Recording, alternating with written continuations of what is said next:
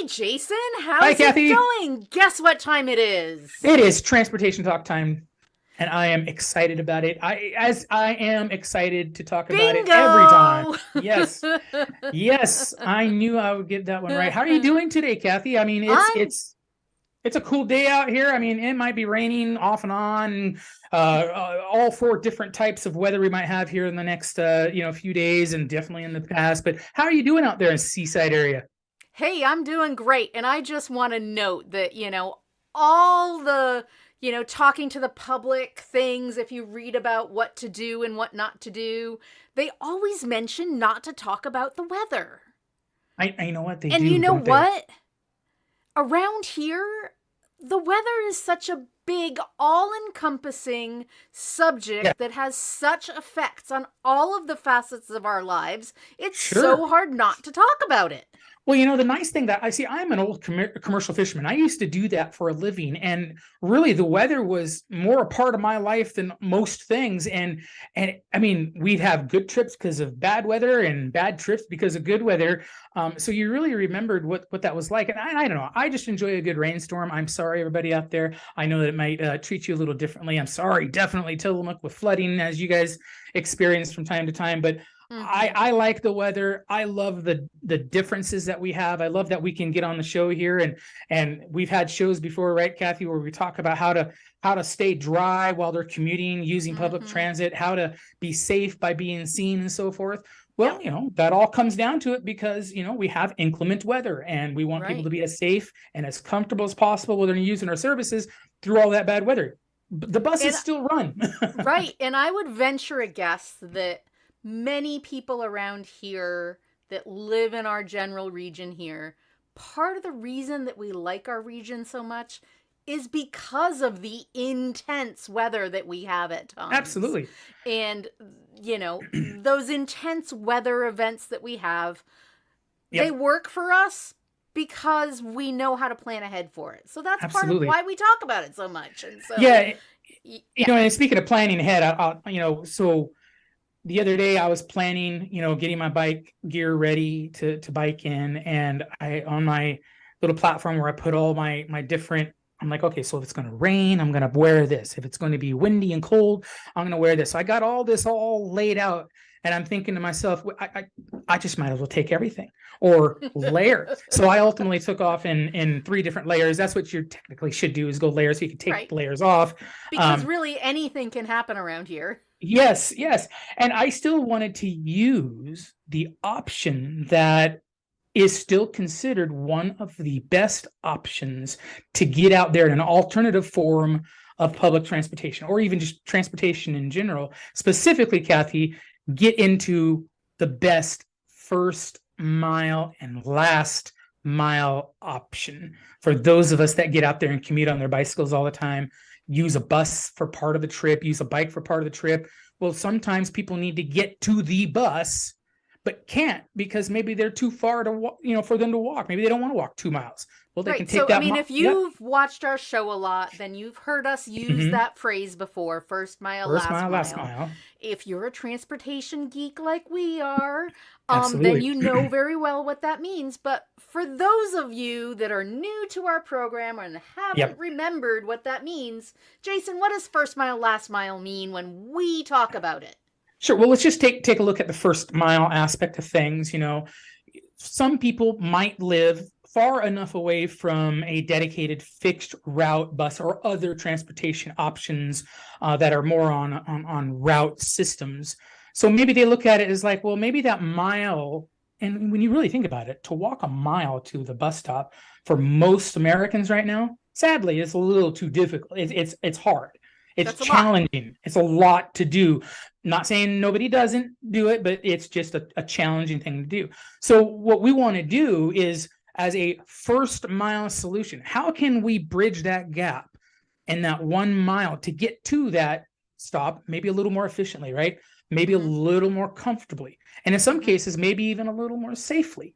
And a bicycle is a really, really not only an affordable, but a very safe and effective option for someone to utilize that. So to ride from their house to that stop to catch the bus. And all of our buses have bike racks, so you could throw that bike right on the bus and then go to where you need to go. Now, in the last mile, it's the same thing, just in reverse. Maybe the final stop on that bus route isn't exactly where you need to be. Maybe it's a mile away. Maybe that's too far. But guess what?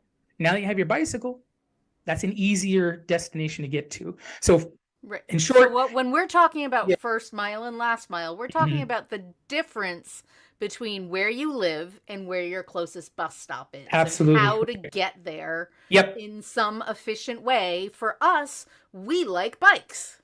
absolutely. There's many different other ways too. Bicycles are not Mhm. the only way there. Nope. Yes, our favorite one, my favorite one actually is it's statistically one of the better ones. But I mean, there's skateboards, could be a Yep. really good option. Scooters. I don't know about you, rollerblading might be good too, but yeah, Mhm. scooters are really cool. Even those Mhm. new electric scooters are awesome. Or a Um, razor scooter, if you're so inclined.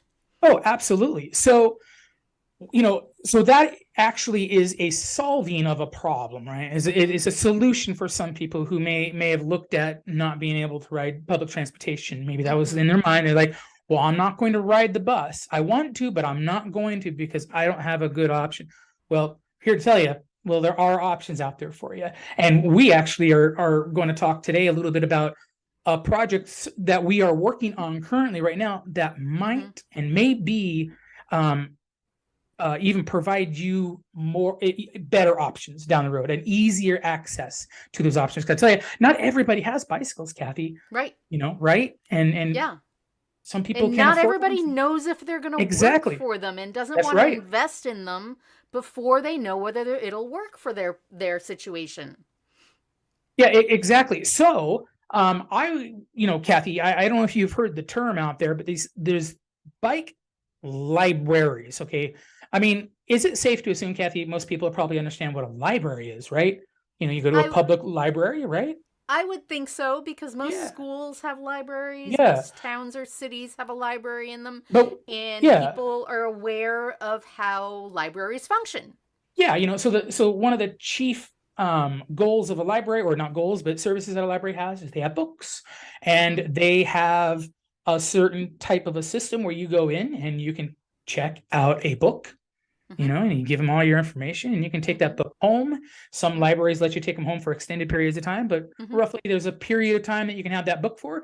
And then guess what you do? You bring the book back. Yeah, and you check it back in. Well, when we say bike library, that's exactly what we're meaning. And that's exactly what I'm meaning. So a location, and in some cases across this country, you'll notice that some bike libraries are literally in a public library. Yes. And so it works the same way. So with a bicycle library, what we want to do is we want to offer to the community a way for them to come in and say, I want to it doesn't even have to be to solve the first mile, last mile solution. But if anybody just wants to come in, learn how to ride a bike, get out there and get a little more exercise, and maybe they don't have a bicycle for whatever reason, well, they can come and check one out with us and get that bicycle in their hands and go riding, do whatever they wanted to do with it. We would hope they would connect with local public transit, and maybe get to locations. Test it out for a commute, Exactly. or Yeah. to do your shopping, or all those taking different the options kids to school. And that's exactly a really good point there, Kathy. There are so many ways that we can do those. Bikes are a very utilitarian style of transportation. I've got saddlebags for my bike. I got a trunk. I got a trunk on my bike, Kathy, and that's how I travel, mostly in the rain, you name it. I just throw everything in that trunk and I go. Either that, or backpacks and so forth. So there's ways that, yes, you can go shopping. Yep. You can do those things. There's so many places that if it's raining, you just stay home or stay in, and you don't go out and do the things that absolutely all of us are trained to do out here, whether it's raining or not. Because we all know if we've got to wait for the sunshine to be able to go out and do anything, we barely get outside. So we'd be waiting a we've long adapted. Time. Yes. We've adapted. And that's the thing, like I was talking earlier about my example of having all those clothes packed out there, right? I can comfortably ride in the rain. It's not for everybody, but I do see there are quite a few people that do ride their bikes in the rain. And so with this program that, we are working on, this agency, I'm hoping if it does move all the way to fruition and it comes to become a reality, we're not only going to have, right, the bicycles there. I mean, what good is a bike library, especially to somebody who's maybe new to bike riding, and well, they're not going to come unless maybe in some cases, Kathy, we help them learn how to do certain things, learn what trails to ride, teach them how to get on the bus with a bicycle, and definitely show them the ABC quick check, learning how to make sure your brakes, your tires, your all those things that are in functioning order and stuff. Even if you check a bike out, you still have to do all that stuff every time before you go, right? So Well, Kathy, it's coming. And I would say that, even for people that already have bikes and already, have the means in their possession to get out there and get out of their car, Absolutely. They may not have the knowledge to maintain it or check it or Right. confidence to get out there and do it on their own. And Yep. so, yeah, there's so So, many possibilities with a bike library. so Kathy, with these bike libraries, they're different than the bike shares. We had talked about that before. So I was wondering if maybe you could talk a little bit more, very briefly, about what a bike share is and why it's different from a bike library. So a bike share is what you see if you, let's say, go to a larger city, especially because we don't have any of them around here. You go to a larger city and you see, for example, orange bikes or blue bikes all over, or they're parked in groups and they're locked by whatever means, whether that's electronic or physical means, and then you use your app or money to sign up and check it out, and you pick it up and you go wherever you're going to go, and then you leave it there, and somebody else comes and picks it up and moves it, uses it, and goes someplace else and does that. Those are bike shares. Those are they're publicly available, they're out there. You sign up, these days usually with an app, and you have it for a certain amount of time or mileage or from one location to the other, and then it's no longer yours or your responsibility. So, wow, I tell you, with these two types of programs, as different as they are, the cool thing is they both help people get from point A to point B, and definitely are helpful to individuals who just need that first mile and maybe need that last mile to be able to get into the public transit network. And I'm really excited, Kathy, and hope to see these things come to fruition as quickly as possible. And if anybody out there wants to talk even further about it or have any questions regarding these things, look it up. You can find definitions online and stuff, but if you want to call us and even talk in on the show one day, you can do that. You can call us, you can email us, and we'll definitely answer any questions you might have about this, because it's going to take our community coming together. We can help bring the service to you, but we need you to use it. We're bringing it out for you. Right. And if you've been curious or been wondering about whether a bike might make your life easier so that you didn't have to jump in the car, or your commute more affordable, well, this is your opportunity. And I think it's fascinating. Jason is working kind of on one end of this bike library concept, and I'm working on the other. And we didn't even realize we were both dreaming up the same type of a concept. But hopefully we're going to come to a meeting, and these both ideas will come to fruition, and they'll coordinate, and it's going to provide some services for our area that we don't have yet. And it's going to help just expand the usage of bikes in our area, and get more people out of their cars and using bikes to get around instead of their cars. Hey, help make our community better. Help make our community more efficient in getting around. And down the road, Kathy, I look forward to when we have that opportunity to put this together in real form, not just words, not just program applications, but actual real wheels to the road. Right. I cannot wait till we do that. And we start talking about it and start showing people, just show the passion that we have about helping people get to where they need to go. So looking forward to that, Kathy. I think it will go so far in, making our area more, the commutes in our area and Yeah, just the ways people get around more sustainable for the long run and that's for a good point. everybody. And whether Yep. you're a resident or a visitor, or you're here for half the year, you're a Hmm. student, whatever facet of our Right. community you are, that this is going to be a bonus and a benefit to you. Agreed. I see it. I see it, Kathy. And like you say, it's meant to be. We were both thinking about it, completely independent. We haven't talked to each other about it, and we're like, oh, by the way, we're working on similar things. So it's going to be so cool to see us be able to work this out. But I'm telling you, look where we're at right now, Kathy. We're at the end of this program. Can you believe it?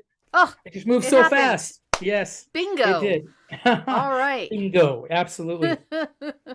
All right. Well, if you want to learn more about a bike library or what we've got cooking for the future of biking in our area, give us a shout. Drop a note in the comments. We're here to talk to you. Absolutely. And until then, we want you to enjoy your weekend. Have a great weekend, everybody. We Yes. will Have a great talk to you weekend. again next Friday for another transportation